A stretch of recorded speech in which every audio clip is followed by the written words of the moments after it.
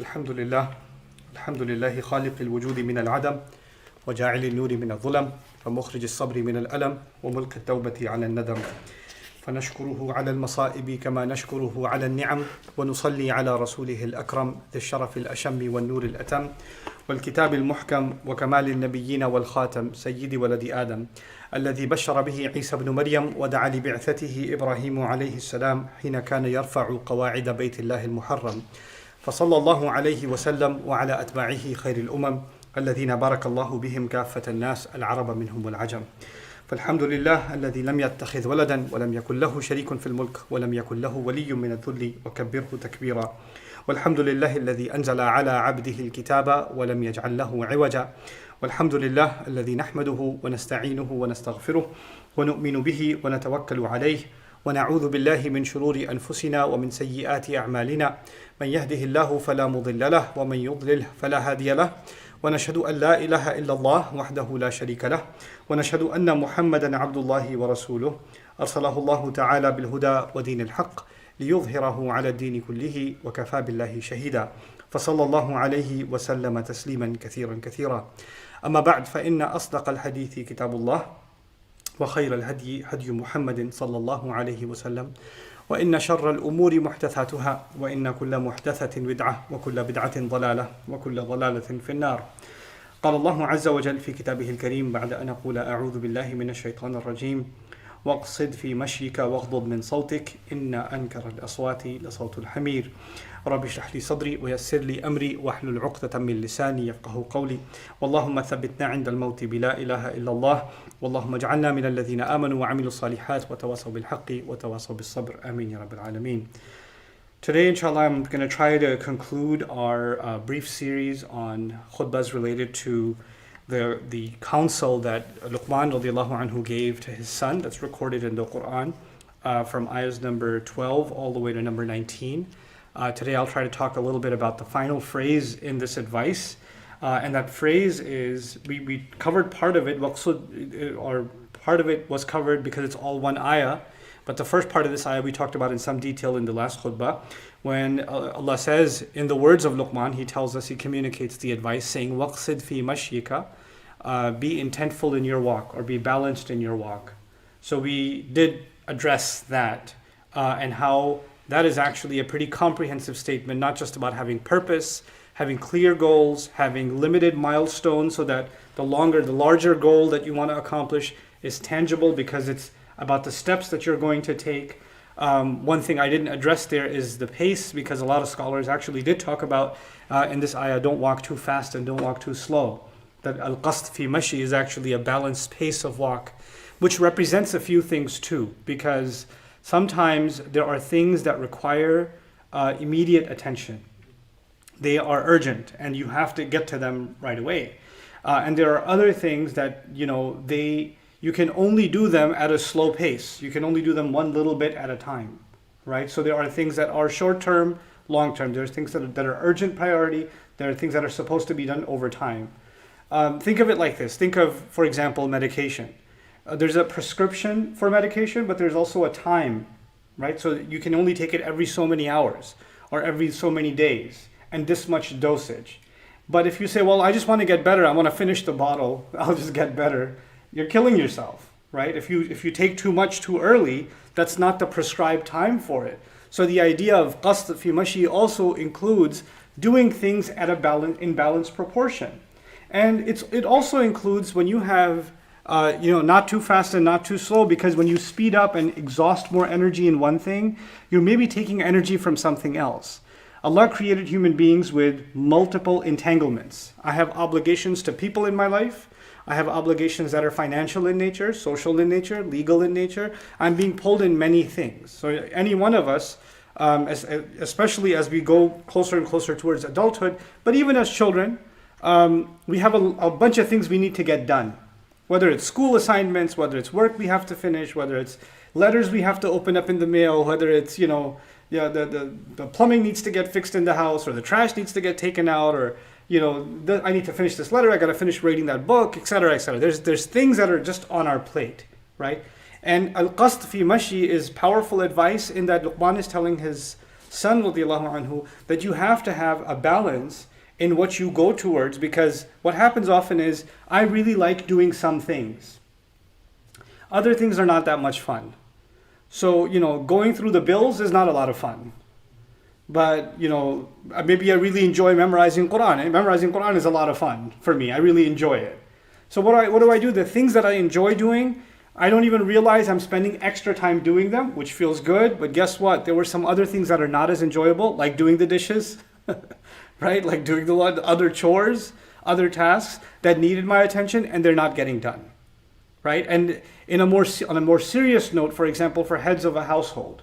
For heads of a household, you are responsible to your spouse, you're responsible to your children, you're responsible to your parents, you're responsible to your work, you're responsible you're responsible to yourself for your own care, to just, take a mental break so you're not running on fumes, right? You have multiple needs pulling at you, and you have to figure out a way to balance all of that. Because if you just say, well, I'm just going to take care of one thing, I really love spending time with the kids. And in doing so, you're ignoring the spouse, you're ignoring the parents, you're ignoring work, you're ignoring everything else, right? Or, wanting to spend time in the masjid is a beautiful thing, but some people want to spend time in the masjid to get away from their family because there's too much drama there. So that's not a healthy thing. Volunteering for Islamic activities is a great thing, but when you're volunteering because you're always fighting with your parents at home, and so you become an extra super volunteer, you're lying to yourself. Right? There's a balance that needs to be struck. And that advice, be balanced in your walk and intentful in your walk, is actually pretty comprehensive. So it's even more comprehensive than what I talked about last time. Now the idea, the teaching that is coupled with that is pretty interesting. He says, وَغْضُضْ مِنْ صَوْتِكَ, lower your voice. And it actually means lower a part of your voice. Because you could say, وَغْضُضْ صَوْتَكَ. وَغْضُضْ صَوْتَكَ. You don't have to have the min. The harf jar doesn't have to be there. And it could just be a maf'ul and it's mansub. وَغْضُضْ صَوْتَكَ. The sawta could be mansub. Right? But what the min does is it creates what's called a taqleel. What that means is lower a part of your voice. What that also is, that's very balanced advice. You know what that means? That means sometimes you have to raise your voice a little bit. And other times you have to keep it lower. But in all cases, you could be louder and you could take it down a few notches. And this is ghadd, actually the etymology, the origin of this word suggests that it's when you don't use full force for something, then you're doing ghadd. So yaghuddu min absarihim is used in the Quran. Same word is used for believers to lower a part of their gaze. So they often translate that, tell the believing men to lower their gaze, or tell the believing women to lower their gaze. Actually, it's not yaghuddu absarahum, it's yaghuddu min absarihim. There's a min there also. What does that do? It actually means if you lowered your gaze, you wouldn't know where you're going. You'd run into walls and glass doors, right? You don't know where the car is coming down the street, but lower it just enough so that you don't become distracted easily and you're not looking at things you're not supposed to, but enough to know where you're going. So there's a balance that's being struck even in that advice. Now, last time I spoke to you about lowering the voice and how that means don't be someone who's just trying to get attention, right? And trying to be loud, like I gave you the example of, the louder kids in the school that try to get attention and they're the most obnoxious and that's their way of feeling cool. They're the ones that talk over the teacher or, make wisecracks and things like that. And even though they get in trouble, they get a high off of the fact that other people laughed at them or other people kind of enjoyed it, and that's their high. That's their sense of value. So their value comes from being loud and obnoxious. It doesn't come from any intentful contribution. It doesn't come from a balanced walk. It doesn't come from accomplishing a goal. It comes from getting attention. For some people, getting attention is their ultimate goal. In a talk I gave a long time ago when I talked about different goals people have, for some people, being popular is their most important goal. Like that's their only goal. And they just, and they live for that. And when they can't get attention by normal means because they have nothing that's worthy of getting attention, then they start feeling worthless. So they start doing crazy things to get attention. So they start acting up to get attention. They start getting loud and obnoxious to get attention.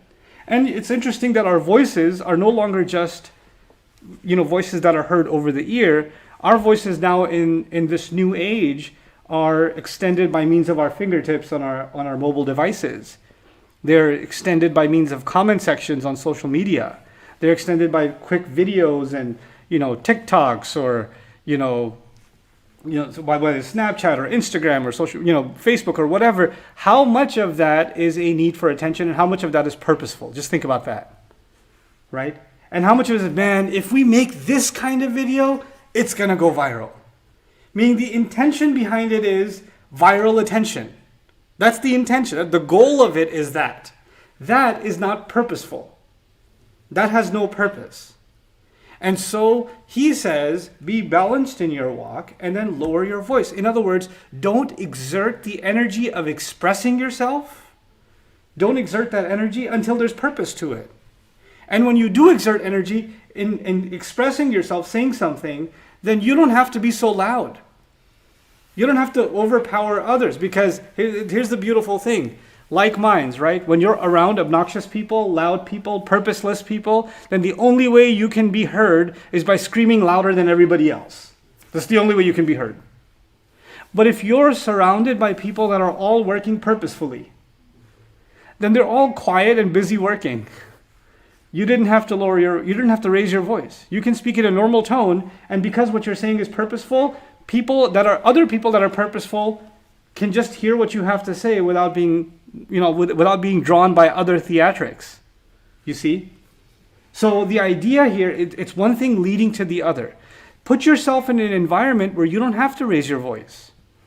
Okay, so create an environment for yourself, surround yourself with people around whom you don't have to raise your voice to get that kind of attention. وَغْضُضْ مِنْ صَوْتِكَ.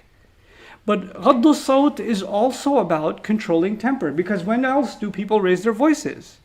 Is when they get upset, is when they're getting attention, and when they are angry.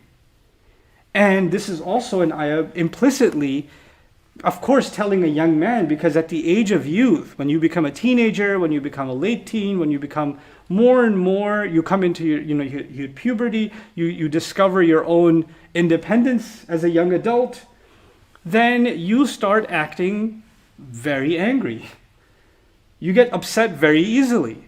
Things rub you the wrong way very easily. That fragile, newly found adult ego is very easily attacked, right? And you can get loud, you can get obscene, you can use terrible words, you can even become violent very, very quickly. It's like a spark always ready to fly off. And that's why many of us, when we look back at our teenage years, we regret some of the ways we behaved with our parents, with our friends, the things we did, the things we said, the stupidity of youth, right? He's telling his young son, if you develop purpose early on, then you won't fall into that trap. You'll be able to control your temper. Because raising your voice is actually, it doesn't make you powerful. It doesn't make you, it doesn't give you more value. It doesn't make you more worthy of being heard. Because of all the things in these ayat, nowhere did Luqman ever give an analogy to compare you to someone else, his son to someone else. He never did that. He never made a comparison. So he didn't, for example, say, be purposeful in your walk, but don't be like, a bird that's flying in every direction. So he didn't compare him to a bird, for example. He didn't do that. So he gave different advices, but with none of the advice that he gave did he ever give a comparison, right? So far we didn't see that. But when he came to lowering the voice, he said, Inna ankara al-aswati la sawtul hamir. He said, the ugliest, the most alien of sounds, the sound that you don't want to hear and you wish remained hidden, is the sound of donkeys. Inna ankara, no doubt about it, the ugliest of sounds, ankar is the superlative form, is afdalut tafdeel, like akbar, and it's a mudaf here, so ankara al-aswati la sawtul hamir. The ugliest of all sounds is the sound of donkeys, and hamir is the plural of himar. Himar is a donkey. Al-hamir is plural. It's the plural, it's the jama' taksir of himar. What that means is, well, simply, Allah didn't say, don't sound like a donkey. Or as you would say in Pakistani Urdu, gada na bano. Don't be a gada, right? I'm sure every culture has some don't be a donkey version, or you're being a donkey, right? Western culture, not so much, or they use a more inappropriate word. But in many Eastern cultures, when you're acting stupid, or when you're being stubborn, or when you're not listening, or you're being an idiot, etc., you're compared to a donkey. right? But in this ayah, it's not about being not smart. Well, not directly. This is about not being loud. Now, I don't have to demonstrate the braying of a donkey for you. You know what that sounds like. But here, what's being said, first interesting thing, the plural is being used. Now, some scholars in the tafsir of this ayah said, well, the plural is being used because it's, nadran lil fawasil. It's because it rhymes with everything else. So, for example, you have Hamid, Azim, Masir, Khabir, Umur, Fakhur, Hamir. So it's like, it's going along. So Himar would not have, the singular would not have matched with the rhyme scheme. But I would argue that the style of the Quran is always secondary and the meanings of the Quran are always primary. And what Allah may be even telling us by using the plural, the sound of donkeys, even though He's talking to one son. He says the most ugliest sound, or the sound of donkeys, is saying that when you become loud and when you become obnoxious, then you cannot be distinguished from other people that are loud and obnoxious. You lose your individuality, which is a profound thing to say. Because people get loud because they want to stick out from the crowd. They want to be the individual. He's saying the exact opposite happens. You just become one of a pack of donkeys. First of all, your voice doesn't make any sense. It doesn't mean anything. It's just hot air. You're just blowing hot air. And even if you were heard, you can't be distinguished from the other hundreds of dozens of donkeys that are braying at the same time. That's not what makes you stand out. Being loud is not what makes you stand out. And being loud is not what makes you understood. Because a donkey cannot be understood. Imam Razi went even a step further in describing this problem of the donkey. Like, why would he compare the donkey? He says in the first part, be purposeful in your walk, right? He says he didn't make a comparison there, and he didn't rebuke it so harshly as if to compare him to don't fall into the trap that makes you like other people that are donkeys. It's interesting because when you walk without purpose, you harm yourself. But when you speak loud, you don't just harm yourself. You cause harm also to others. You're creating noise pollution. I know how much of our life is filled with noise pollution from others. That why am I even listening to this? And then you discover that people that genuinely mean well for you, when you are loud, and when you are, you speak in that manner, then you'll notice that people that would benefit you, that can actually benefit you, they distance themselves from you. And people like you, that just want to be heard but don't want to listen, come closer and closer to you. So you naturally form your own pack of donkeys because of your loud voice. You distance people and you bring closer other animal-like behavior, other donkey-like behavior. So you're going to harm yourself if you become a loud person. You're going to create that environment. And this is Luqman's very implicit way of teaching his son. Your behavior is going to attract a certain kind of people towards you.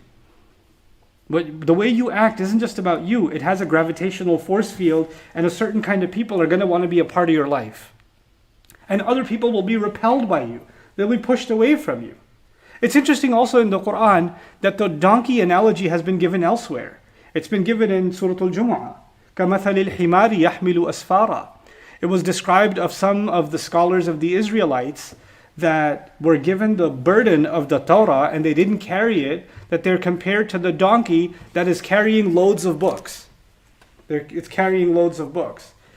Imam Razi said about, not this ayah in particular, he said that when a donkey is being attacked, like, if goats were being attacked by a lion, or if, a deer was being attacked, other animals, if they're being attacked, either they have quick reflexes and they run fast, or they will make noise to alert the other herd well in advance. They'll make noise well in advance.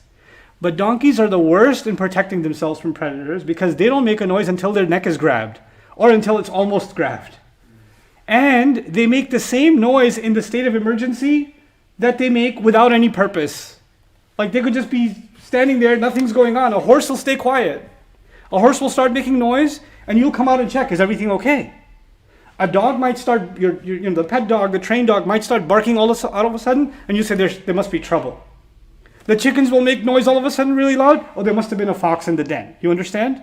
But a donkey is going to make the state of emergency braying really loud, and you're like, what's happening? And he's just chilling outside.